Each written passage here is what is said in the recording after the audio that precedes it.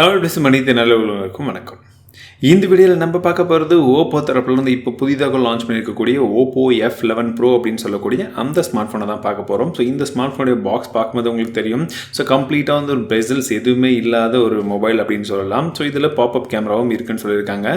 நம்ம கிட்ட இருக்கிறது 6GB மற்றும் 64GB அப்படின்ற அந்த பர்டிகுலர் வேரியண்ட்டை வந்து கொடுத்துருக்காங்க. பின்பக்கமாக ஒரு சில ஸ்பெசிஃபிகேஷன்ஸும் மென்ஷன் பண்ணியிருக்காங்க. 48 மெகாபிக்சல் டியூவல் கேமரான்னு சொல்லியிருக்காங்க. ரொம்ப பெரிய விஷயம். VOOC சார்ஜர் 3.0 இருக்குது. 4000 mAh கொண்ட பேட்டரி இருக்குன்னு சொல்லியிருக்காங்க. ஹைப்பர் பூஸ்ட் சப்போர்ட் இருக்குது. ப்ளஸ் பேனரோமிக் ஸ்க்ரீன் அப்படின்னு சொல்கிறாங்க. இதை பற்றின விஷயங்கள் வந்து இன்னும் என்னென்ன இருக்குன்றதை பார்க்கறதுக்கு ஃபர்ஸ்ட் அன்பாக்ஸ் பண்ணிடலாம்.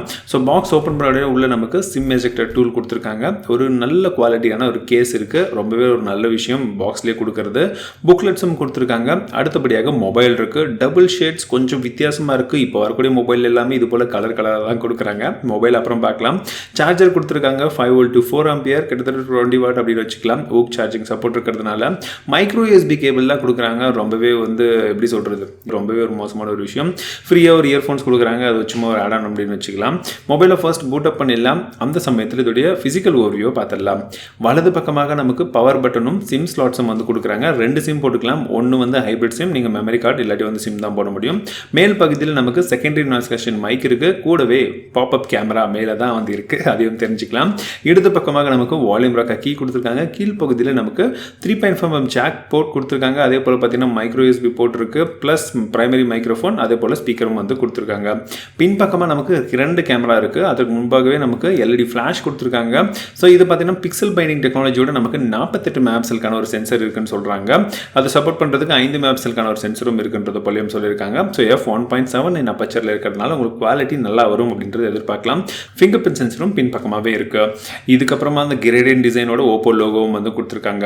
முன்பகுதியில் நமக்கு கம்ப்ளீட்டாக பார்த்தீங்கன்னா பேனரோமிக் ஸ்க்ரீன் அப்படின்னு சொல்லக்கூடிய வகையில் எந்த ஒரு பெசல்ஸுமே வந்து இல்லாத அளவுக்கு வந்து ஸ்க்ரீனை வந்து கொடுத்துருக்காங்க. ஸோ கேமரான்றது பார்த்தீங்கன்னா பாப்அப் கேமரா வந்து கொடுத்துருக்காங்க. அதில் 16 மெகாபிக்சல் கொண்ட ஃப்ரண்ட் ஃபேசிங் கேமரா வந்து கொடுத்துருக்காங்க. ஸோ இது கூடவே வந்து பார்த்தீங்கன்னா நமக்கு 6.5 இன்ச் கொண்ட ஃபுல் HD ப்ளஸ் டிஸ்பிளே கொடுக்குறாங்க.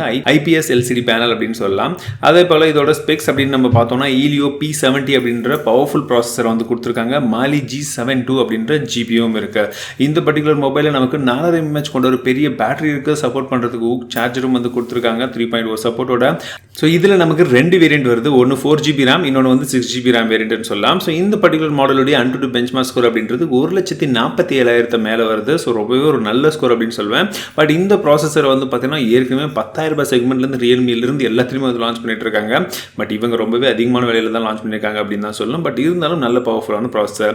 இதில் ஸ்டோரேஜ் அப்படின்னு பார்த்தீங்கன்னா ஃபர்ஸ்ட் இனிஷியல் பூட்டப்புக்கு அப்புறமாக 48GB அப்படின்ற அப்ராக்சிமேட் ஸ்டோரேஜ் கிடைக்குது. ரேமை பொறுத்த வரைக்கும் 6GBயில் நமக்கு 3.5GB அப்படின்றது ஃப்ரீ கிடைக்குது.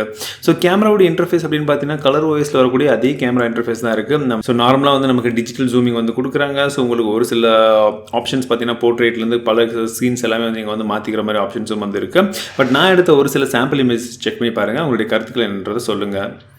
அவுட்டோரில் நல்ல லைட்டிங் கண்டிஷன் எடுக்கும்போது உங்களுக்கு டீட்டெயில்ஸாக இருக்கட்டும், கலர்ஸ் எல்லாமே ஓரளவுக்கு வந்து நல்லா வந்திருக்குன்னு சொல்லலாம். க்ளோஸ்அப் ஷாட்ஸும் வந்து ஓரளவுக்கு வந்து நல்லா வந்திருக்கு. போர்ட்ரேட் ஷாட்ஸ் பார்த்தீங்கன்னா ஓரளவுக்கு எட்ஜஸ் எல்லாமே ஓரளவுக்கு கரெக்டாக வந்து டிடெக்ட் பண்ணியிருக்கு. பிளரிங்கும் வந்து ஓரளவுக்கு ஈக்குவலாக இருக்குன்னே சொல்லுவேன். ஸோ உங்களுடைய கருத்துக்கள் என்னன்றதை ஷேர் பண்ணுங்கள். அதே சமயத்தில் இதோடைய செல்ஃபி ஷாட்ஸ் அப்படின்னு பார்த்தீங்கன்னா ரொம்பவே வந்து நல்லா வந்திருக்குன்னு சொல்லலாம். நார்மலாக எடுக்கிறத விட அதுவும் ஸ்கின் டோன்லாம் மாற்றி உங்களுக்கு AI இன்டெகிரேஷனோட வேணும்னா இன்னும் கொஞ்சம் பியூட்டிஃபிகேஷன் மோடோட நல்லாயிருக்கும். அப்படி இல்லாட்டியும் உங்களுக்கு நார்மலான மோடில் நான் எடுத்த மாதிரி ஷாட்ஸ் எல்லாமே ஓரளவுக்கு நல்லா வந்திருக்கு.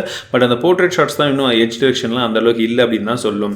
ஸோ இந்த பர்டிகுலர் ரேம் மாடல் அப்படின்னு பார்த்தீங்கன்னா உங்களுக்கு 4GB மற்றும் 6GB அப்படின்ற 2 ரேம் வேரியன்ட் சொன்னேன். இதோடைய விலை அப்படின்றது 20,000 மற்றும் 25,000 வந்து சொல்லியிருக்காங்க.